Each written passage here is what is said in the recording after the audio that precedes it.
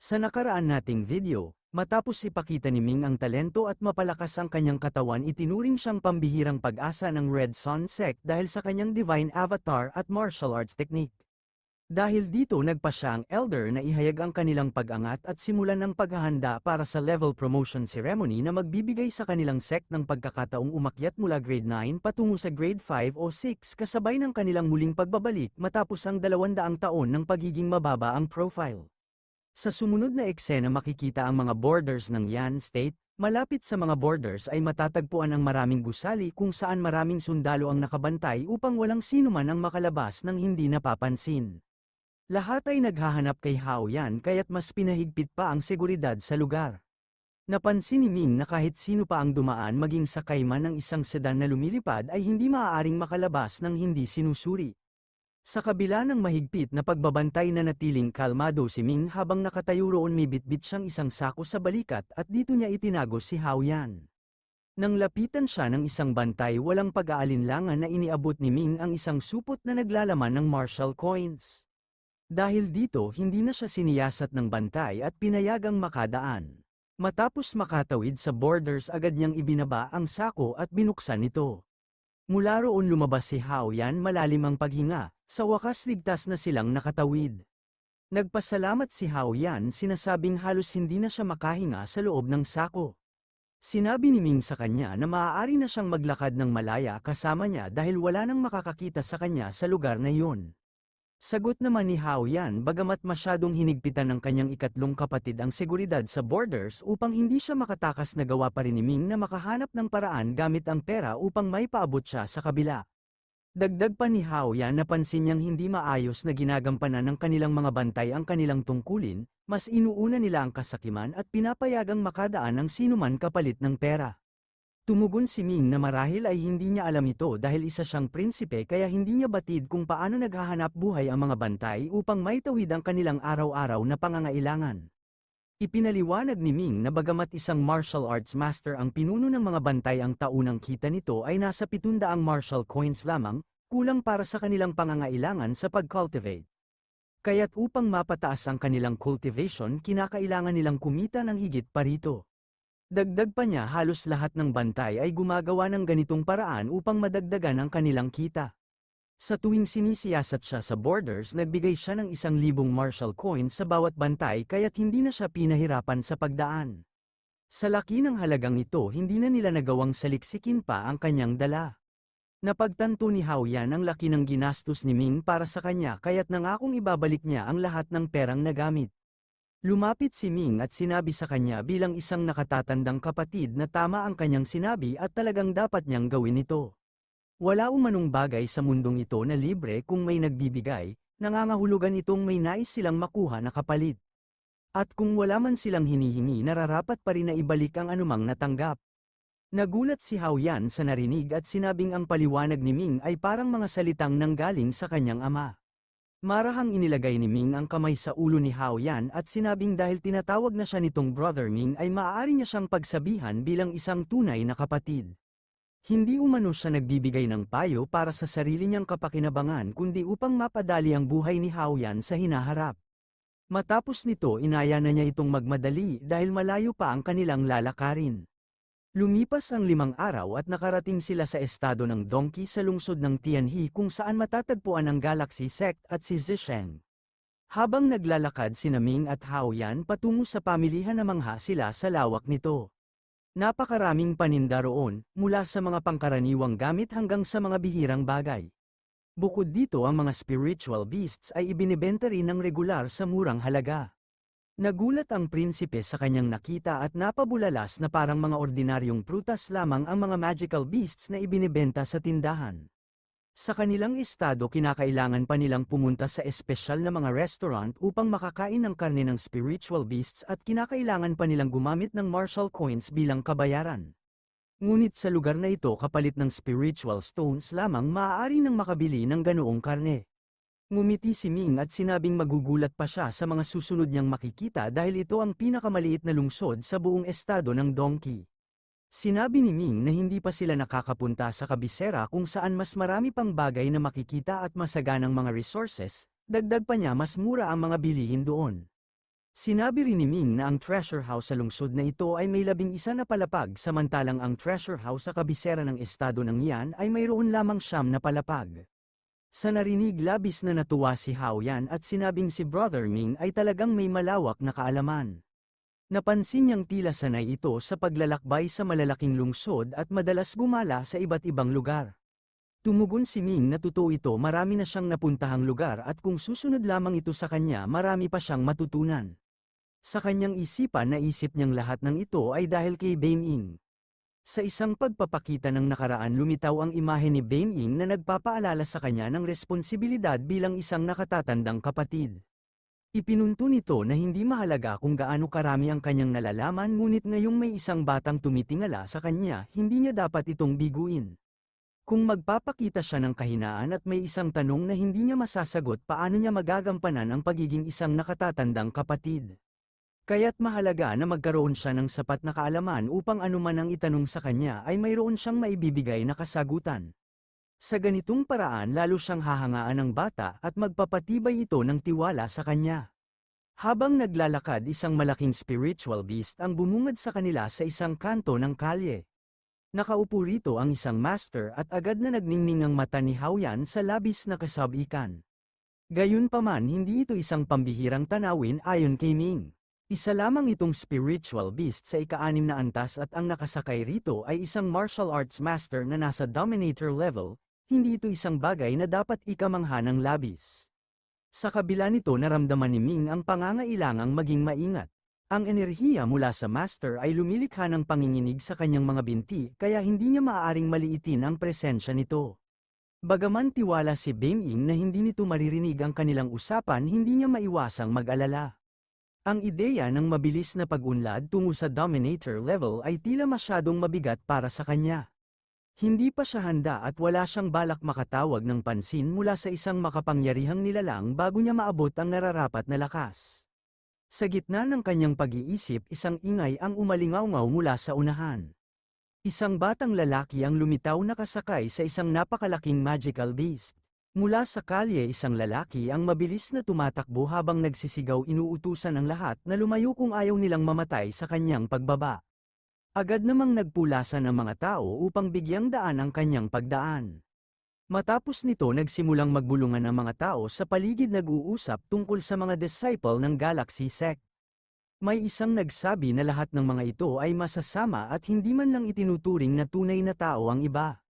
Isang tao sa tabi ang nagbabala na bawasan ang ingay ng kanilang usapan. Kung may makarinig sa kanila maaari silang maparusahan. Alam naman ng lahat na ang Galaxy Sect ay ang pinakamakapangyarihang sect sa buong lungsod na nasa grade 1 at wala ni isang maaaring lumaban sa kanila. Maging sa 13 kalapit na lungsod malawak ang kanilang impluensya. Habang pinakikinggan ang usapan ng mga tao muling naalala ni Ming ang tungkol kay Wan Sheng. Ang pangatlong anak nito pati na rin ang bunso niyang anak ay parehong mga disciple ng Galaxy Sect. Nagsimula siyang mag-isip kung hanggang saan na ang naabot ng kanilang cultivation base. Bagaman hindi niya alam ang eksaktong antas malamang ay umabot na ito sa martial arts warrior level. May posibilidad na magtagpo sila rito at kung malaman ng anak ni Wan Sheng na siya ang pumatay sa kanilang ama tiyak na susubukan siyang labanan. Nagbago ang eksena kung saan makikita si Zisheng, nakatayo siya sa loob-looban ng Galaxy Sect habang hinahasa ang kanyang katawan. Sa pamamagitan ng pagsasanay sinisikap niyang mapahusay ang kanyang natatanging teknik. Dahan-daang kinokolekta ang kanyang enerhiya bago ipadala ito sa isang punong nasa kanyang harapan tinataga ito ng sunod-sunod na slash hanggang sa tuluyang mapira-piraso. Sa sandaling yun lumapit ang isang lingkod sa kanya at nagpahayag ng paghanga.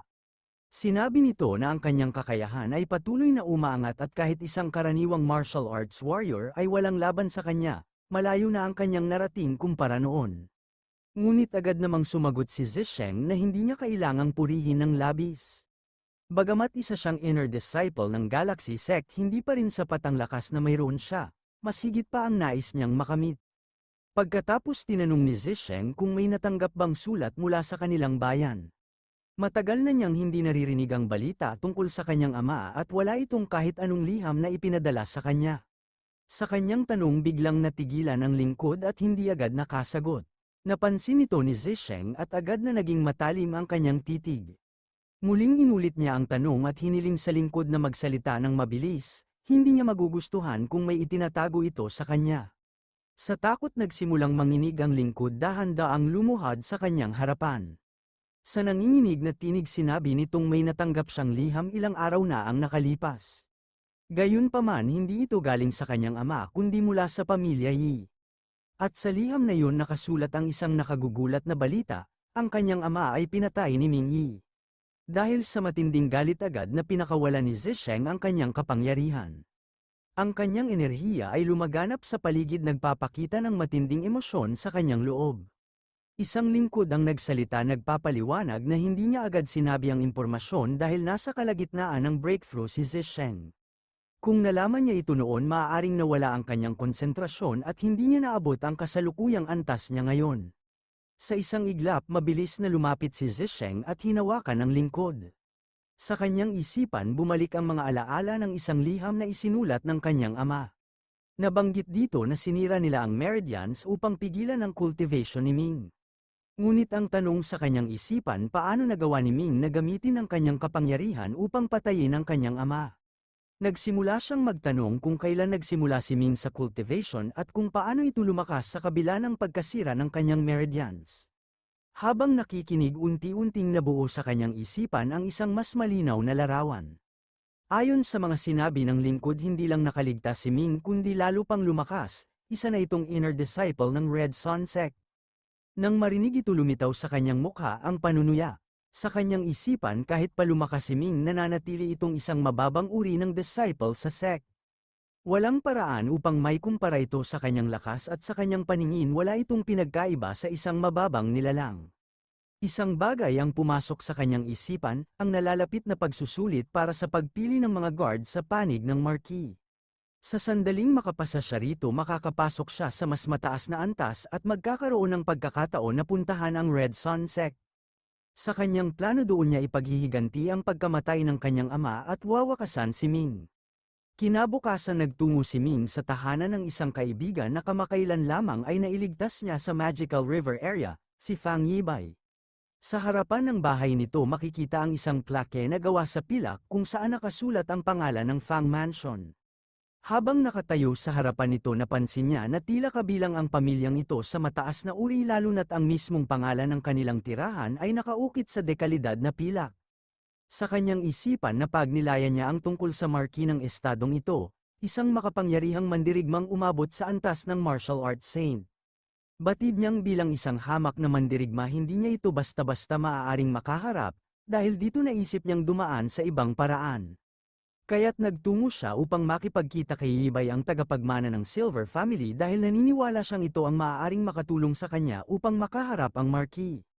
Sa kanyang paglakad ang prinsipe ay nagkaroon ng pag-aalinlangan. Sa kanyang isipan na tanong kung talagang makikipagkita sa kanila ang isang taong mula sa isang mataas na pamilya tulad ni Yibay. Batid niyang sa kanilang estado ang pinakamataas na pamilya ay mula sa bronze at wala silang kahit isang silver family. Dahil dito nagkaroon siya ng pagdududa kung may interes nga bang makipagkita sa kanila ang isang taong nagmula sa isang mas mataas na lipunan. Habang iniisip ito tumigil si Ming sa kanyang paglalakad, sa kanyang isipan hindi kailangang masukat ang halaga ng isang tao batay sa kanyang pinagmulan.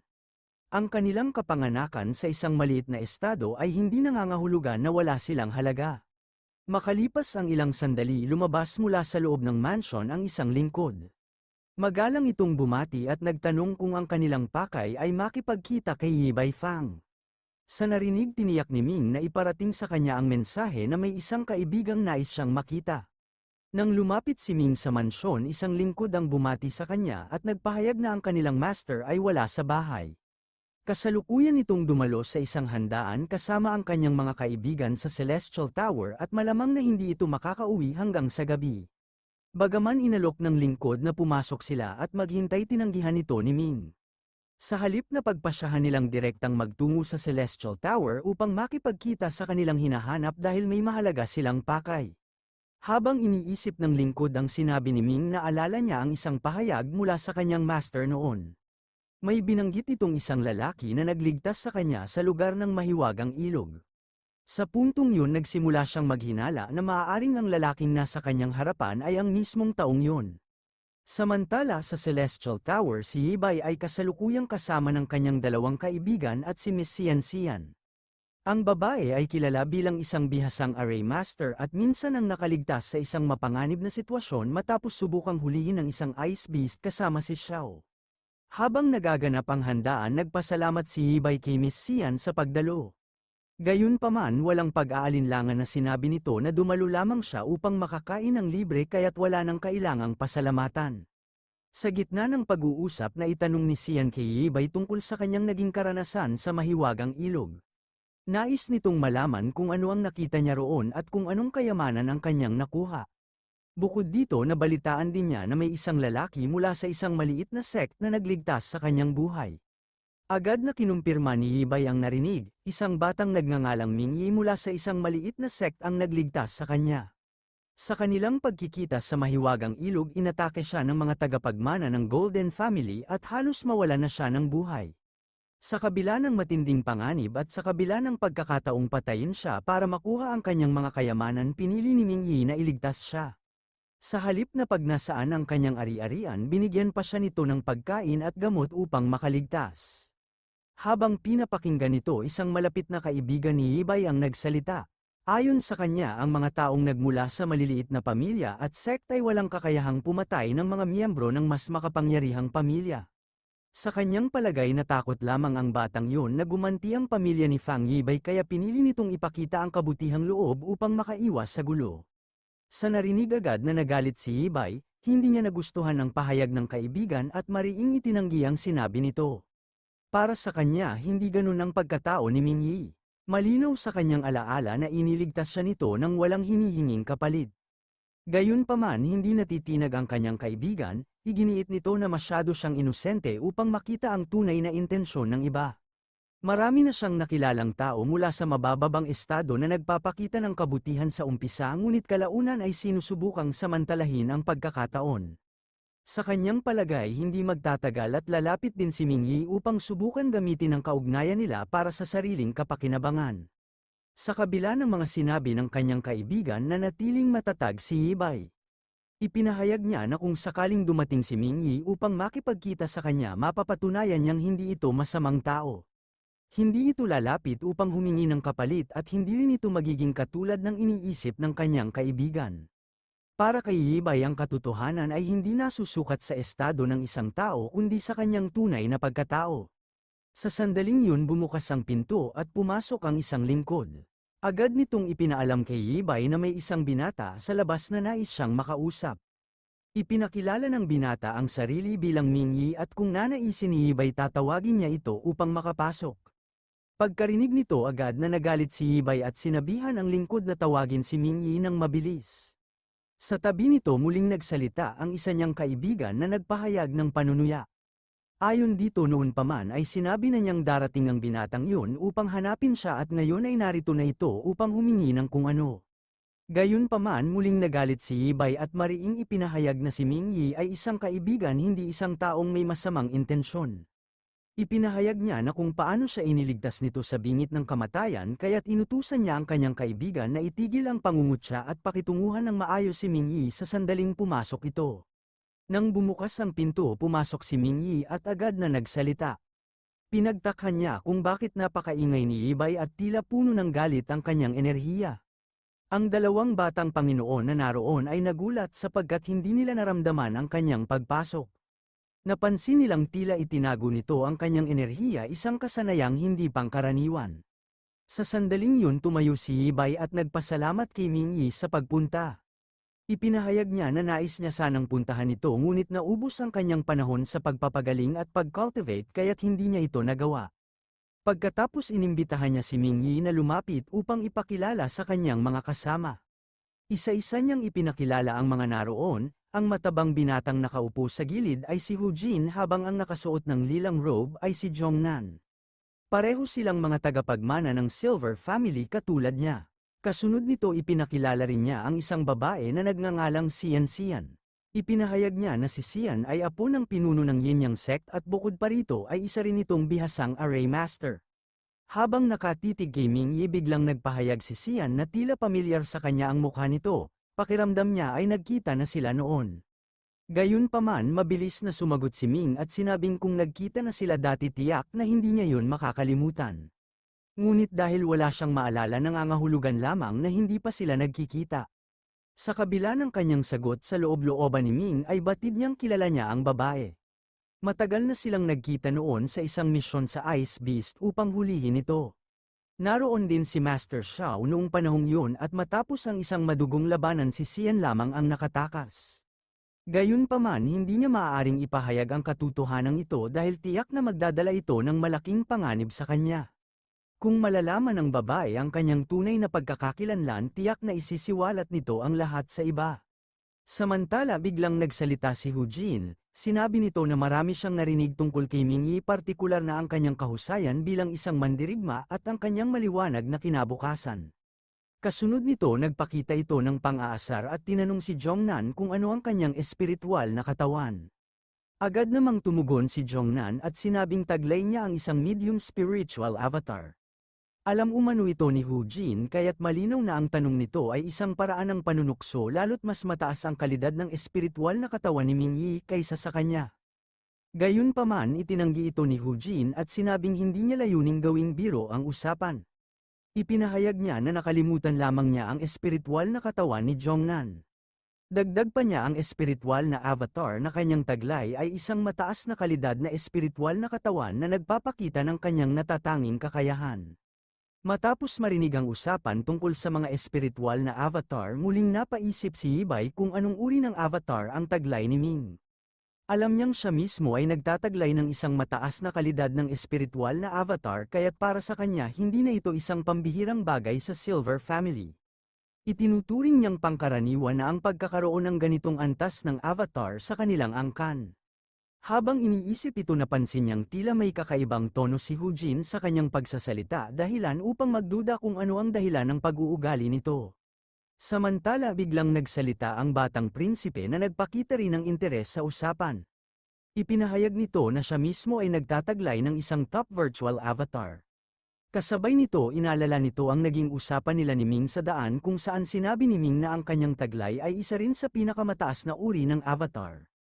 Dahil dito ipinahayag ng batang prinsipe ang kanyang pagtataka kung bakit matapos marating ang lugar na ito bigla niyang naramdaman na tila nawala ng halaga ang kanyang avatar. Naging palaisipan sa kanya kung paano naging espesyal ang kanyang taglay kung halos lahat ng naririto ay mayroon ding katulad nito. Sa narinig labis na nagulat ang tatlong batang Panginoon.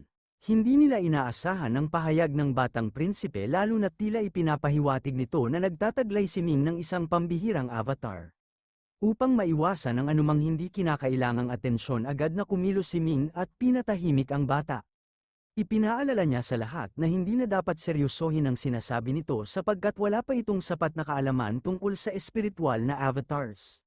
Kasabay nito kinausap niya ang bata at ipinaliwanag na hindi nila maaaring ikumpara ang kanilang mga katawan sa mga miyembro ng Silver Family. Pinunto niyang maaaring nagkamali lang ito ng pagkakaunawa sa kanyang sinabi noon. Gayunman hindi pa rin natigil si Hao Yan. Muling ipinahayag ng bata ang kanyang narinig sa paglalakbay kung saan direkta nitong sinabi na mismong si Ming ang nagsabi na ang kanyang taglay ay isang divine avatar, isang uri ng avatar na mas mataas pa sa espiritual na avatar. Dahil dito inilahad ng bata na kung ganoon ang katotohanan mas mataas ang antas ni Ming kumpara sa mga tagapagmana ng Silver Family.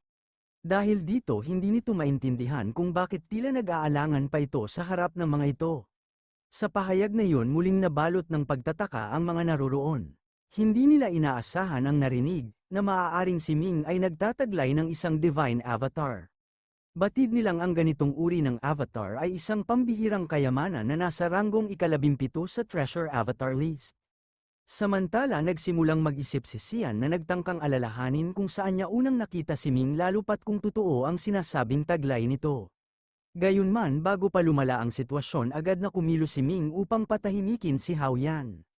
Sa mabilis na galaw tinakpan niya ang bibig nito at ipinaalala sa iba na huwag seryosohin ang sinabi nito sapagkat isa lamang itong musmos na walang malay sa kanyang mga binibigkas.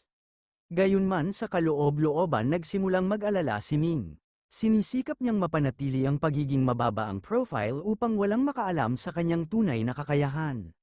Upang mapanatili ang kanyang sikreto, lihim niyang itinago ang kanyang kagamitan at itinago ang kanyang enerhiya upang walang makadama ng kanyang presensya.